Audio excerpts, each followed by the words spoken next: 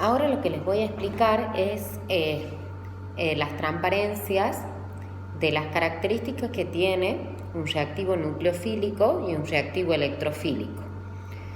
Y ustedes me preguntarán, bueno, pero ¿para qué me va a servir esto? Primero tienen que estudiar de memoria los ejemplos, entender la definición, porque después cuando veamos las reacciones de la química orgánica, a ustedes le van a decir, en esta reacción participa un reactivo nucleofílico o un reactivo electrofílico. Bien, y a su vez le van a decir qué tipo de reacción da ese determinado compuesto. Bien, esa familia de compuestos, o sea, los alcanos, los alquenos, los alquinos. Bien, por ejemplo. Vamos a empezar viendo los reactivos nucleofílicos que se lo denota o se lo simplifica con la letra N mayúscula, la U minúscula, dos puntitos que representan a electrones, bien, con una carga negativa, así como les he puesto ahí en la transparencia.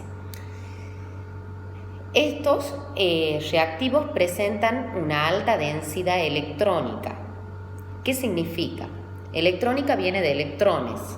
Entonces quiere decir que estos reactivos pueden ser aniones o también pueden ser moléculas neutras, pero para presentar una alta densidad electrónica tienen que poseer uno o más pares de electrones libres. Bien, libres o no enlazantes o que no lo comparten.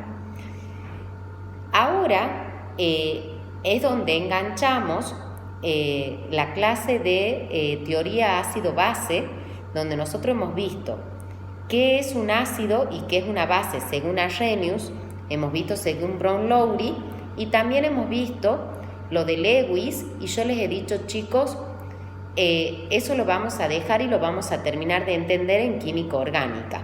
Bien, entonces significa que los reactivos nucleofílicos son denominados bases de Lewis.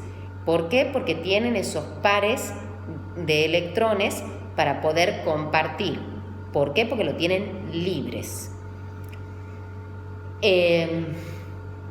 A su vez, otra definición que dice otro libro, que un reactivo nucleofílico puede ser aquel que dispone de electrones para poder compartir con otros átomos.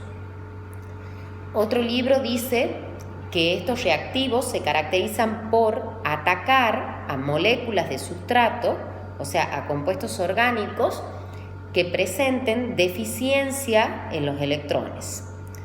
Yo les hice un cuadrito donde les puse los aniones y las moléculas neutras que tienen que estudiar de memoria. Por ejemplo, en los aniones está representado los alcóxidos. Un ejemplo sería el metóxido, bien, como le he puesto en la transparencia, puede ser el etóxido, el isopropóxido, bien, el propóxido también. Después están los carboxilatos, bien, yo le puse como ejemplo el etanoato o acetato, puede ser el formiato. Después el oxidrilo es un nucleófilo, y los halogenuros, bien. ¿Qué significa cuando yo hablo de halogenuros? Los halógenos como aniones, cloruro, bromuro. Y moléculas neutras podemos tener alcoholes, bien, como ser el metanol, que es el ejemplo que yo le he puesto, el agua, una amina, por ejemplo la metilamina. Si ustedes se ponen a ver, arriba del nitrógeno va a estar un par de electrones. Después los nitrilos, que no se lo ve muy mucho, pero les puse todos los ejemplos, y el amoníaco. Si seguimos con la transparencia que sigue, yo hice un hincapié para que también hagamos un repaso de la parte de química inorgánica de estas dos moléculas tan importantes, bien, que son bases de Lewis, bien, y a su vez son nucleófilos, que son el agua y el amoníaco. El caso del agua es una molécula de tipo polar, asimétrica, con un momento dipolar igual a 0, que pasa lo mismo que en el amoníaco.